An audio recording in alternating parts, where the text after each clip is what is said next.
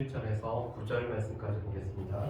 시편 137편 1절에서 9절 말씀까지 제가 들은 성경으로는 구약성경 903페이지입니다. 시편 137편 1절에서 9절 말씀까지 다 찾으셨으면 저하고 한 절 한 절 교독하시고 우리 마지막 절을 함께 봉독하시겠습니다. 우리가 바벨론의 여러 강변 거기에 앉아서 시온을 기억하며 울었도다. 그 중에 버드나무에 우리가 우리의 수금을 걸었나니 이는 우리를 사로잡은 자가 거기에서 우리에게 노래를 청하며 우리를 황폐하게 한 자가 기쁨을 청하고 자기들을 위하여 시온의 노래 중 하나를 노래하라 함이로다. 우리가 이방 땅에서 어찌 여호와의 노래를 부를까? 예루살렘아, 내가 너를 잊을진대 내 오른손이 그의 제주를 잊을지로다. 내가 예루살렘을 기억하지 아니하거나 내가 가장 즐거워하는 것보다 더 즐거워하지 아니할진대 내 혀가 내 입천장에 붙을지로다. 여호와여, 예루살렘이 멸망하던 날을 기억하시고 에돔 자손을 치소서. 그들의 말이 헐어버리라 헐어버리라 그 기초까지 헐어버리라 하였나이다. 멸망할 딸 바벨로나, 내가 우리에게 행한 대로 내게 갚는 자가 복이 있으리로다. 내 어린 것들을 바위에 메어 치는 자는 복이 있으리로다. 아멘. 오늘 우리가 포로 시대에 관련된 말씀을 저희가 같이 보려고 합니다. 우리가 구약을 10개의 시대로 나누었죠. 창조시대, 족장시대, 출애굽 광야시대, 정복시대, 사사시대, 다니엘왕국시대, 분열왕국시대, 포로시대, 포로귀환시대, 그리고 마지막으로 침묵시대입니다. 저희가 벌써 8번째 이 시대에 관련된 내용들을 우리가 같이 살펴보게 되는데요. 우리가 앞에 있는 내용들을 간략하게 우리가 한번 정리해보는 시간을 갖도록 하겠습니다. 창조시대는 하나님께서 지으신 이 아름다운 세상을 관리하도록 위임받은 인간은 하나님처럼 되려는 교만함 가운데서 범죄하고 그로 인해 인간과 세상은 타락한다는 거죠. 그래서 창조와 타락과 홍수와 바벨탑 사건으로 오늘 이 창세기 1장부터 11장까지가 창조시대를 다루고 있습니다. 족장시대는 창세기 12장부터 50장까지죠.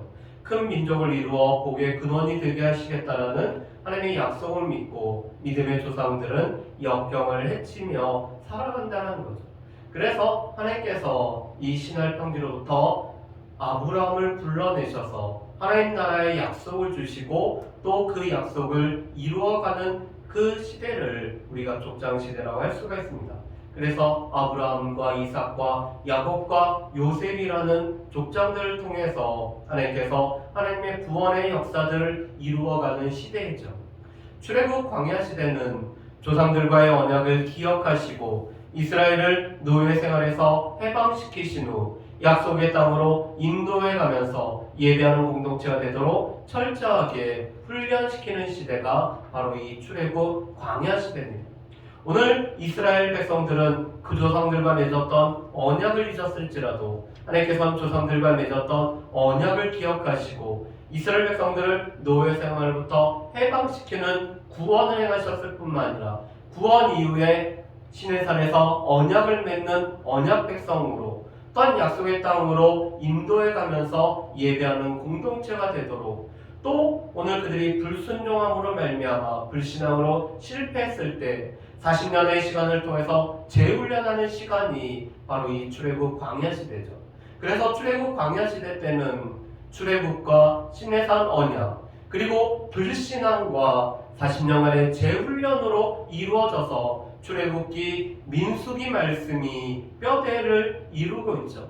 그리고 또한 예배 공동체로 우리가 알기 위해서 레위기 말씀, 또한 이 모압 평지에서 출애굽 2세대와 언약을 맺었던 신명기 말씀을 통해서 하나님께서 어떻게 인도하셨는지를 또한 우리에게 말씀을 해주십니다. 정복시대는 모세의 뒤를 이어서 지도자가 된 여호수아는 하나님이 주신 권위를 가지고 가나안 정복을 위한 거룩한 전쟁을 수행해 나가죠. 오늘 모세와 같은 또한 지도자가 된 모세가 바로 여호와의 종으로 일컬었던 것처럼 여호수아도 여호와의 종으로 일컫는 가운데 하나님께서 주신 권위를 가지고 오늘 정복을 위한 이 거룩한 전쟁을 수행해 나가죠. 그래서 이 정복 시대는 여리고 점령과 아이성에서의 실패와 가나안 땅을 정복한 것과 또한 그 땅을 기업을 분배한 내용으로 정복 시대가 이루어져 있습니다. 그래서 이 정복 시대는 여호수아 말씀이 우리 가운데 정복 시대를 잘 보여주고 있죠. 사사 시대 하나님께서는 이스라엘 백성들이 자율적으로 살아가기를 바라셨으나 그들은 반복적으로 범죄하고 그래서 주변의 압제자를 통해서 징벌하시며 고통 중에 그들이 불을 짓고 하나님께서는 사사를 통해 구원하는 시대가 바로 이 사사 시대입니다. 그래서 이 사사 시대는 그때 이스라엘에 왕이 없었기에 자기 소견에 옳은 대로 행했다라는 이 사사 시대의 죄인들의 실상, 그래서 종교적인 타락과 도덕적인 부패의 모습을 보이고 있죠. 그러면서 악순환이 계속적으로 반복되고 있습니다. 하나님 앞에서 살면서 범죄하고 하나님께서 주변의 압제자를 통해서 징벌을 하면은 그때서야 불을 짓고 그러면 하나님께서 사사를 통해서 구원을 하시면은 평안을 누리다가 또 범죄하는 이 구원의 사이클이 반복되고 있습니다. 또한 사사는 하나님께서 하나님을 대리해서 오늘 이스라엘 백성들을 인도할 뿐만 아니라 하나님의 말씀을 선포하고 그들에게 오늘 재판을 하면서 오늘 하나님께서 사용하셨던 지도자들이 바로 이 사사였죠. 그래서 이 사사 시대의 밝은 면이 룻기라면은 사사 시대의 어두운 면이 바로 이 사사기의 말씀입니다. 그래서 이 사사 시대는 하나님께서는 이스라엘이 열방과는 다르게 오늘 그들의 눈에는 인간의 왕은 없었지만 하나님께서 참으로 왕이 되시기 때문에 하나님 안에서 자율적으로 살아가기를 원했던 시대가 바로 이 사사 시대였습니다. 다니엘 왕국 시대는 하나님의 마지못한 허락하에 주변에 있는 국가자처럼 이스라엘도 왕정 체제로 넘어갔는데 하나님 마음에 합한 왕 다윗에 의해 국가가 번성하나 솔로몬의 우상 숭배로 분열의 위기에 봉착하죠. 오늘 하나님께서는 이스라엘 백성들이 주변에 있는 나라들처럼 우리에게도 왕을 세워달라는 이 요구를 들으시고 하나님께서는 왕을 세우십니다. 그리고 왕에게는 하나님의 말씀을 늘 복사해서 옆에 두고 하나님의 말씀을 들으며 하나님의 말씀대로 오늘 이스라엘 백성들을 인도할 것을 명하시죠. 그런데 어떤 왕이 세워졌느냐에 따라서 이 나라가 하나님 앞에 바로 서느냐 바로 서지 못하느냐가 나타납니다. 그래서 다윗같이 하나님 마음에 합한 왕이 세워지면은 나라가 평안할 뿐만 아니라 나라가 번성을 하지만 오늘 솔로몬처럼 하나님을 떠나서 범죄를 하게 되면은 나라가 나뉘어질 위험에 처하게 되죠. 그래서 이 다니엘 왕국 시대는 40년 동안 통치했던 사울과 다윗과 또한 솔로몬에 의해서 120년 동안 이루어졌던 시대가 바로 이 다니엘 왕국 시대입니다. 다니엘 왕국 시대에는 사무엘 상하의 말씀 열왕기상 11장까지가 이 다니엘 왕국 시대의 모습을 우리에게 보여주고 있죠.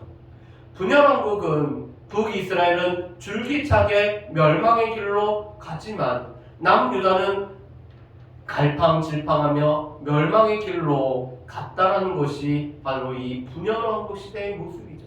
그래서 열왕기상 12장 말씀부터 열왕기하 25장까지 다루는 부분이 바로 이 분열 왕국 시대입니다. 그런데 이 북이스라엘은 여로보암의 길로 평행해서 오늘 그들이 이 여로보암의 길로 걸어갔기 때문에 그들은 줄기차게 멸망의 길로 나아갔습니다.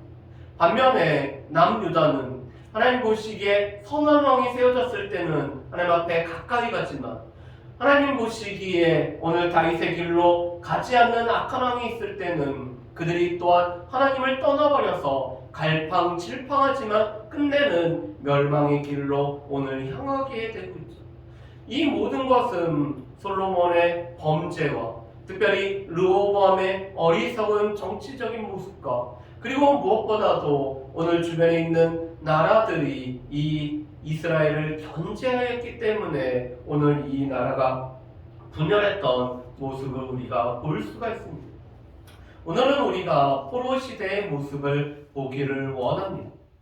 자, 우리 포로 시대의 모습을 우리 한번 같이 한번 보실까요? 포로 시대는 이렇게 정리를 할 수가 있죠. 유다 백성들은 영적 타락의 결과 포로가 되었으나 그 고통 속에서 신앙적 성숙을 이룬다는 것이 오늘 이 포로 시대입니다. 하나님께서 온 인류를 통해서 하나님의 역사를 이루다가 아브라함을 비롯한 오늘 이스라엘 백성들을 통해서 하나님께서 하나님 나라를 이루어 가시다가 오늘 북이스라엘이 먼저 멸망하고 남유다를 통해서 하나님께서 하나님 나라의 역사를 이루어 가셨습니다. 그런데 이 남유다 백성들 가운데서 영적인 타락의 결과로 그들이 포로가 되었죠. 그래서 이제는 남유다도 멸망하고 남은 자들을 통해서 하나님께서 하나님의 일들을 이루어 가시는 것이 바로 이 포로 시대와 포로 귀환 시대 그리고 침묵 시대라고 우리가 할 수가 있습니다. 그런데 이 포로가 된 상황 속에서 그 고통 속에서 신앙적인 성숙을 이루는 시간이 바로 이 포로 시대입니다. 그래서 이 포로 시대는 세 가지의 모습을 우리가 살펴볼 수가 있습니다. 포로 생활의 예언, 그리고 포로 생활의 현실, 포로 생활의 의미가 과연 무엇인지 이 세 가지의 내용을 우리가 보기를 원합니다. 자, 먼저 포로 생활의 예언을 볼까요? 영적 타락의 결과는 포로로 잡혀가는 것이라고 줄기차게 예언을 하고 있습니다. 이것은 모든 예언서, 모든 선지서, 그리고 특별히 예레미야 말씀이 영적인 타락으로 말미암아 그들이 포로로 잡혀갈 것을 말씀하죠. 그래서 모든 예언서의 말씀은 두 가지로 우리가 요약을 할 수가 있습니다. 하나는 망한다라는 거죠. 너희가 망한다라는 말씀이 바로 이 포로 생활에 관련된 오늘 선지자들을 통해서 하나님께서 말씀하시는 바입니다. 그리고 두 번째로는 그렇지만 돌아오면은 하나님 앞에 회개하면은 하나님께서 회복시켜 주신다라는 말씀이 바로 이 두 가지 말씀이죠.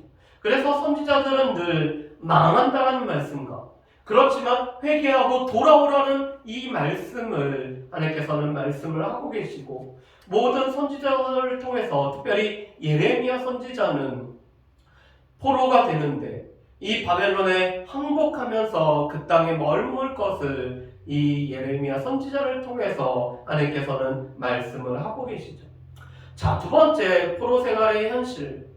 물질적 환경은 좋았으나 영적으로는 슬픈 생활이었다라고 우리가 이 시대의 현실을 볼 수가 있을 것입니다.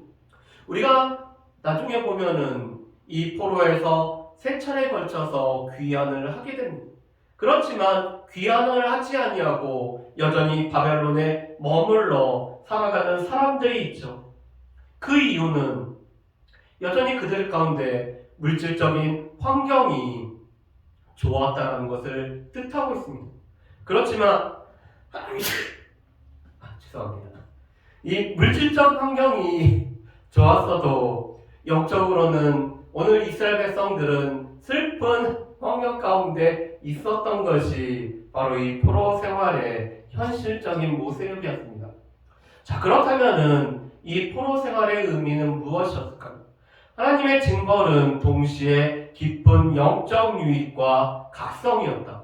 오히려 고통의 시간이 하나님 앞에서 자신들을 돌아볼 뿐만 아니라 또 하나님 앞에 오늘 하나님 앞에 다시 한번 믿음으로 살아가기 위해서 하나님 앞에 돌아오기를 소망하는, 그래서 이 포로 생활은 하나님의 징벌일 뿐만 아니라 또한 우리에게는 유익이 되는, 아픈 만큼 성숙해지는 시간이 바로 이 포로 생활의 의미였음을 보게 됩니다.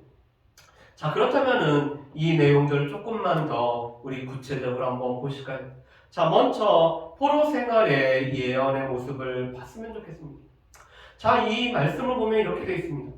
포로 모세로부터 모든 예언자들에 이르기까지 영적 타락에 대한 경고는 포로로 잡혀가서 포로 생활을 한다는 것이었다는 것이 바로 이 모세로부터 이미 주어진 말씀이었습니다.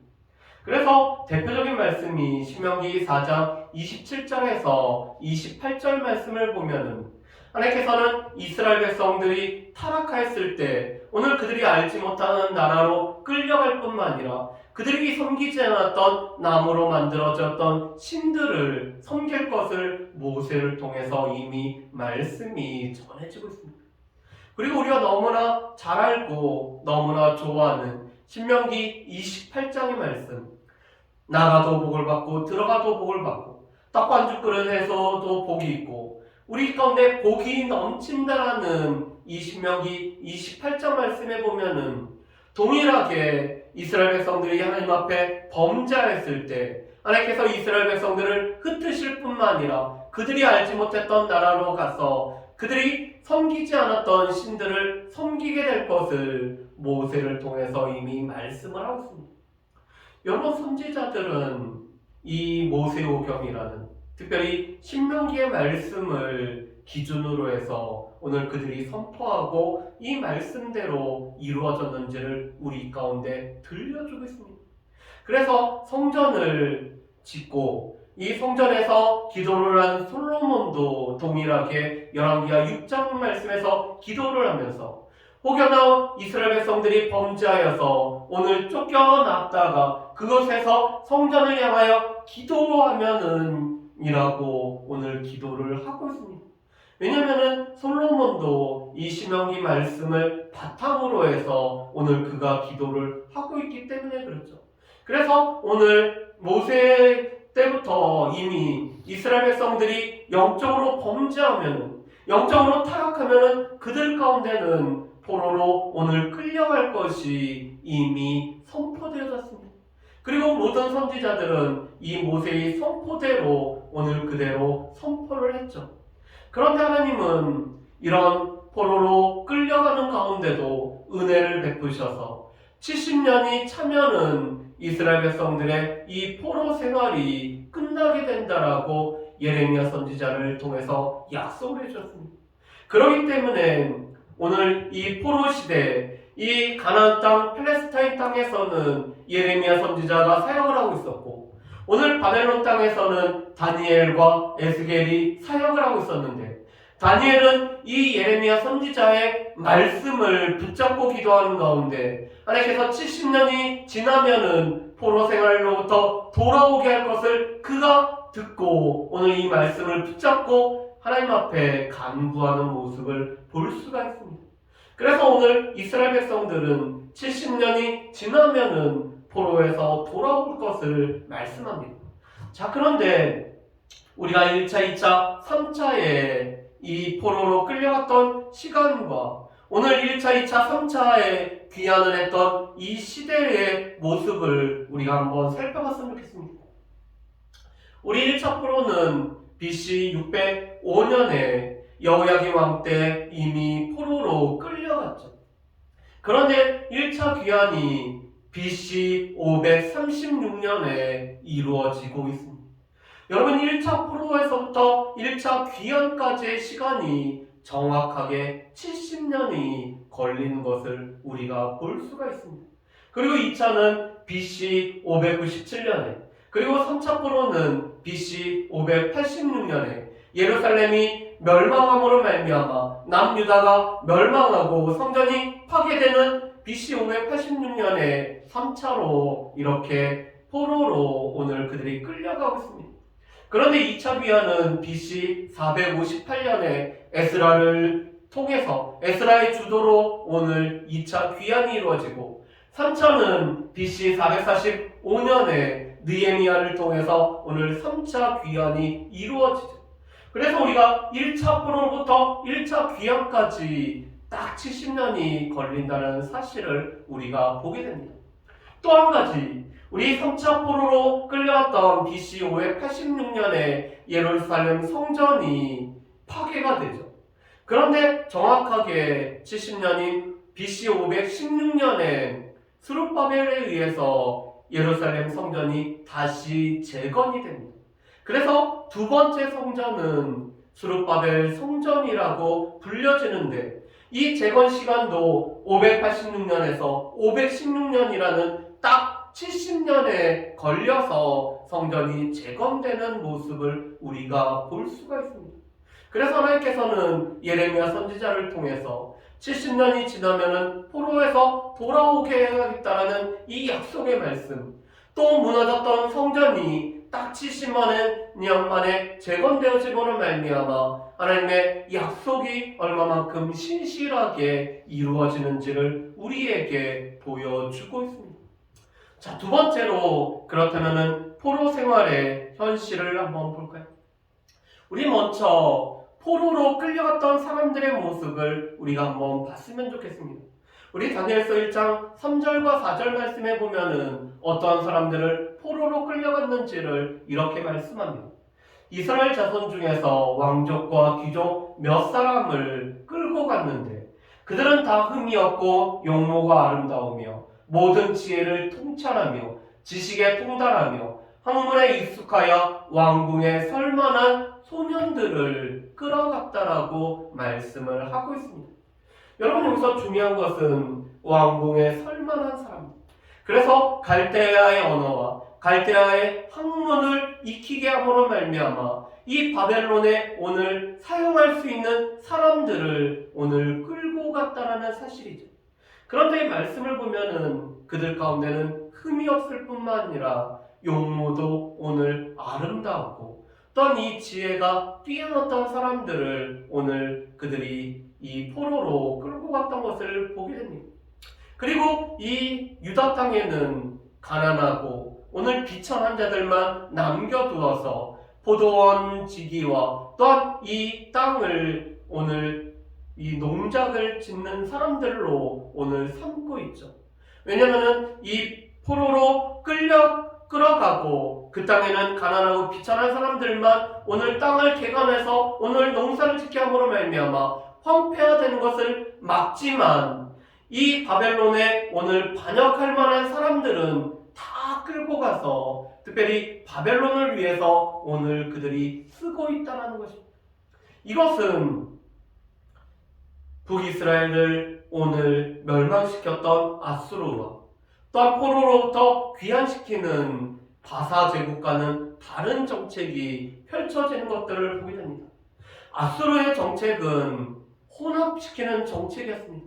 그래서 오늘 이 이스라엘 백성들 땅에 다른 민족을 데리고 와서 혼혈을 시키고 또한 이스라엘 백성들을 이 아수르의 각지로 오늘 흩어서 혼혈을 시킴으로 말미암아 민족의 정체성을 잃어버리게 한다는 것이 아수르가 그 땅을 다스리는 방법이었다면 오늘 이 바벨론의 다스리는 방법은 오늘 자신의 나라에 쓸만한 인재들, 그렇지만 그 쓸만하기 때문에 바벨론에는 반역할 수 있는 그런 인재들을 다 끌고 감으로 말미암아 이 나라를 안정시키고자 하는 바벨론의 정책을 보게 됩니다.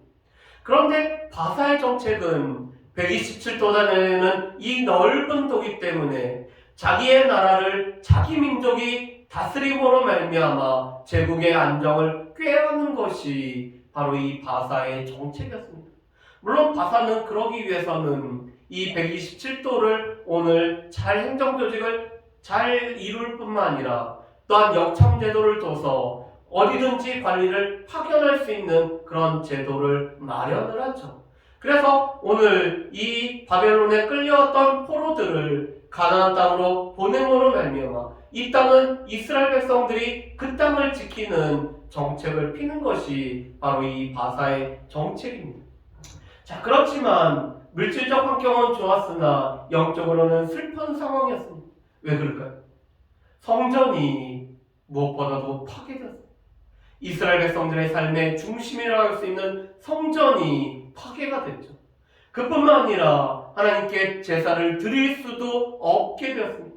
그리고 무엇보다도 절기를 지키러 예루살렘 성전으로 갈 수도 없는 상황이었죠.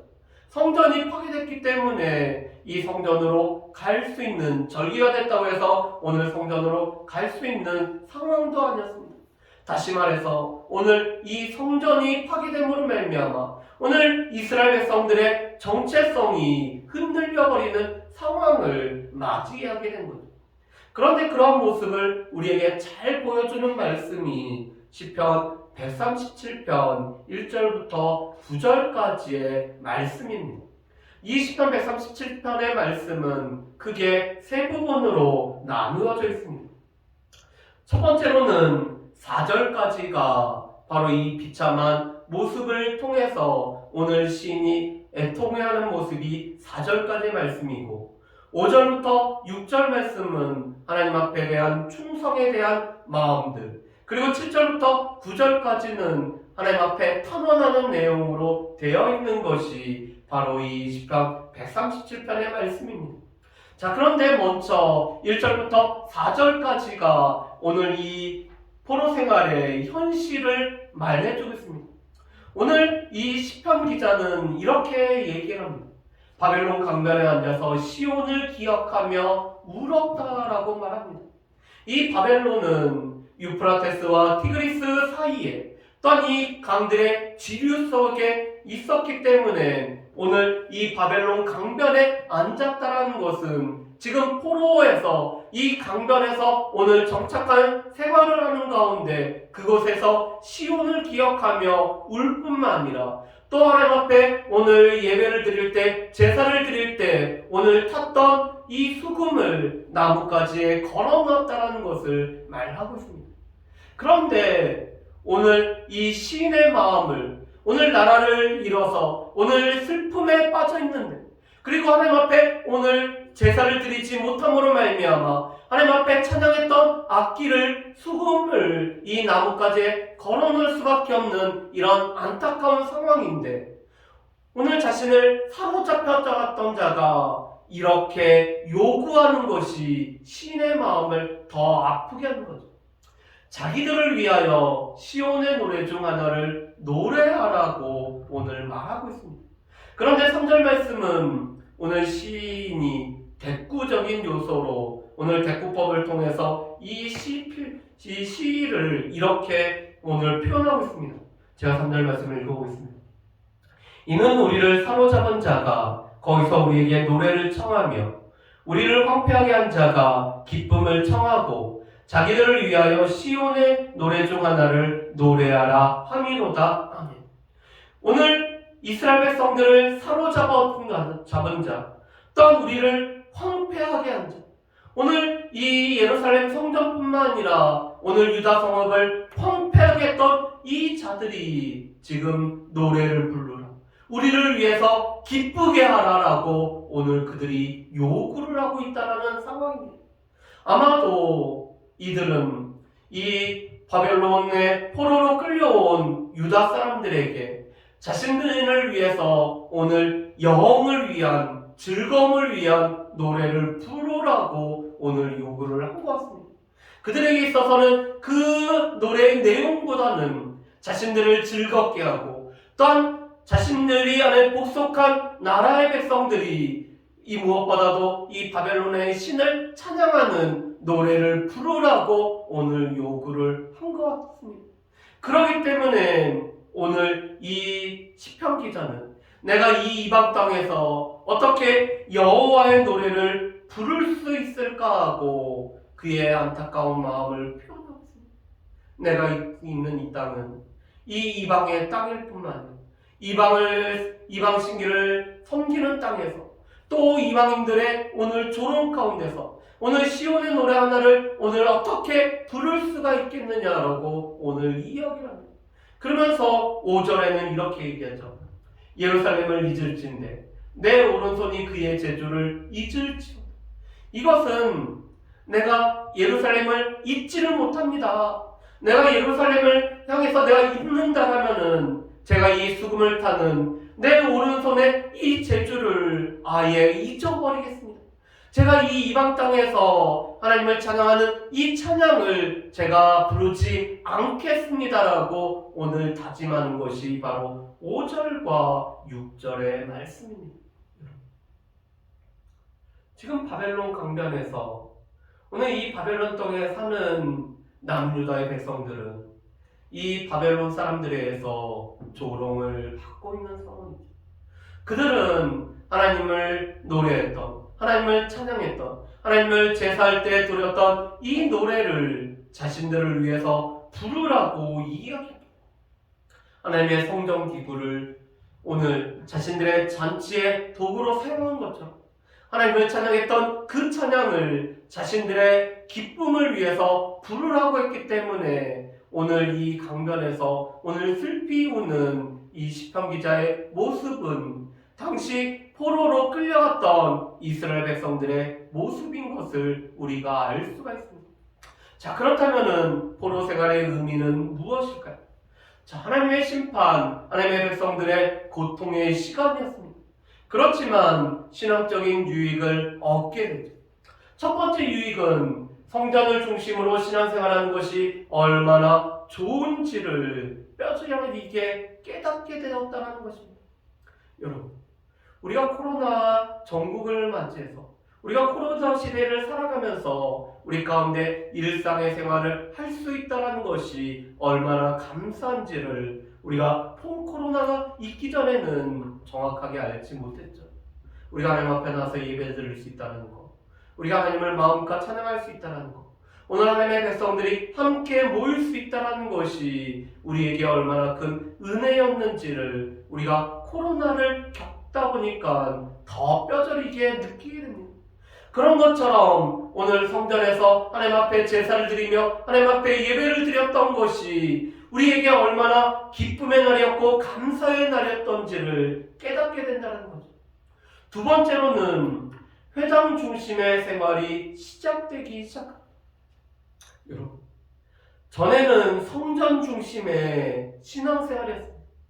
그런데 바벨론의 포로로 끌려와서 성전이 파괴가 되었기 때문에 유대 남자 10명이 모이면은 회당을 조직하게 되고 이 회당에서 하나님의 말씀인 율법을 오늘 낭독하고 이 낭독된 율법을 통해서 오늘 그 율법을 연구할 뿐만 아니라 율법을 통해서 자신들의 삶을 살아가도록 오늘 살아가는 신앙의 공동체가 형성된 것이 바로 이 포로 시대부터 시작이 됩니다. 그래서 우리가 구약 말씀에 보면은 회당이라는 조직이 나타나지 않지만 신약 시대에 회당이라는 조직이 나타난 것은 바로 이 포로 시대 때부터 바벨론의 이 회당이 설립되기 시작되기 때문에 그렇습니다. 그래서 유대 남자 10명만 있으면은 회당을 조직하게 하고 이 회당장의 주도 아래에서 하나님의 말씀을 낭독하여서 이 낭독된 말씀을 통해서 해석하고 그 말씀을 삶에 적용하는 이 회당 중심의 신앙생활이 시작이 됩니다. 세 번째로는 신앙적인 안목을 가지고 역사를 다시 정리하기 시작을 하죠.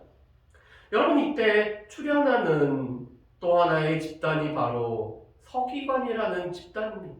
특별히 우리가 앞으로 귀한 시대에 더 살펴보겠지만 에스라라는 이 서기관이 나와서 오늘 유다의 역사들을 정리를 하죠. 창조 때부터 오늘 그들이 멸망하여 포로로 끌려갈 때까지의 역사를 정리를 합니다. 그것이 바로 역대기의 말씀이죠. 그래서 이제 신앙적인 안목을 가지고 역사를, 우리의 삶을 되돌아보기 시작하는 이런 관점이 생기기 시작합니다.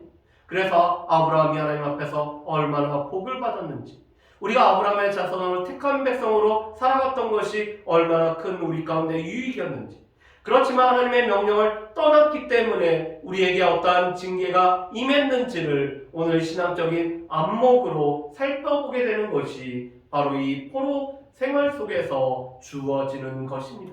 그래서 에스라를 비롯한 서기관의 집단들이 나와서 이 구약의 말씀을 연구할 뿐만 아니라 이 말씀을 또한 기록하고 보존하는 역할들을 감당을 하게 되죠. 자, 그렇다면 우리가 이 말씀을 통하여서 우리가 몇 가지를 같이 한번 살펴봤으면 좋겠습니다. 첫 번째로 영적인 타락의 결과로 하나님의 말씀대로 포로로 끌려갔죠. 하나님께서는 범죄한 이스라엘 백성들의 하나님께서 징계를 하시는데 하나님께서 이미 말씀하신 말씀대로 영적 타락한 이 이스라엘 백성들을 포로로 끌려가는 일들이 있는 것을 보게 됩니다.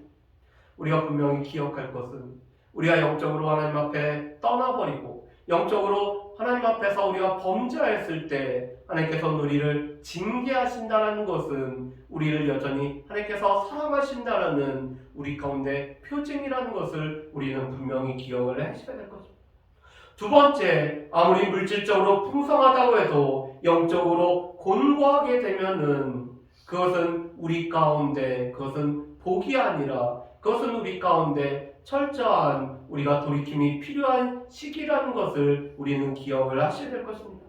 그렇기 때문에 요한서서 2절에서는 사랑하는 자여 내 영혼이 잘되고 범사에 잘되고 강건하게 되기를 간구하노라라고 말씀합니다. 사랑하는 자여 내 영혼이 잘되는 것이 먼저 우선순위라는 것입니다.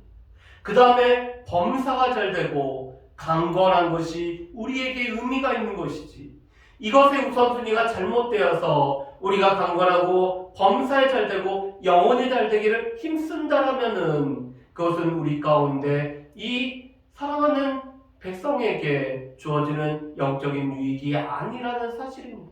그래서 우리의 영혼이 잘될 같이 범사가 잘되고 강건할 필요가 있기 때문에 우리의 영혼이 하나님 앞에 바로 서 있는지 우리의 영혼이 하나님의 은혜 가운데 바로 서 있는지를 우리가 늘 살펴야 되는 것을 보게 됩니다. 세 번째, 하나님의 심판과 징계는 우리를 돌아보는 계기가 되죠. 이스라엘 백성들이 신앙적인 안목으로 역사와 또한 삶을 돌아보는 것처럼 하나님께서 우리에게 베푸시는 이 징계는 심판은 우리를 돌아보는 계기가 된다는 사실을 우리는 기억을 하셔야 됩니다. 하나님께서는 하나님의 자녀가 잘못했을 때 그냥 내버려 두시는 것이 아니라 하나님께서는 어떻게든지 돌아오도록 징계를 하시죠.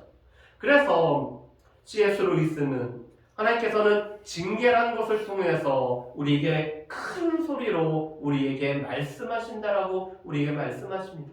평상시에는 우리에게 조용조용 말씀하시지만 우리가 범죄했을 때 하나님께서는 고난과 징계를 통해서 우리에게 큰 소리로 말씀을 하고 계시는 거죠. 그렇기 때문에 우리가 잘못했을 때 하나님께서 징계하신다는 것은 여전히 우리를 사랑하시는 사랑이라는 것을 기억할 뿐만 아니라 여전히 우리를 징계하시고 우리를 돌아오기를 원하시는 그 하나님 앞에 늘 우리의 삶을 돌아볼 뿐만 아니라 하나님 앞에 돌아가는 저 여러분들 되시기를 주님의 이름으로 축복합니다. 우리 이 시간에 함께 찬양